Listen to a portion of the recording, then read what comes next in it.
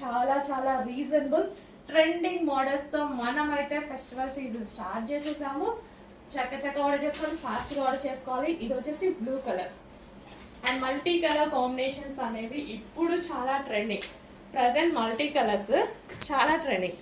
Violet, so మీ అందరికి నచ్చేటువంటి కలరా violet colour mention చేసి order చేసుకోండి, ఎందుకైనా బెటర్. వైలెట్, వావ్, చాలా చాలా బాగుందండి.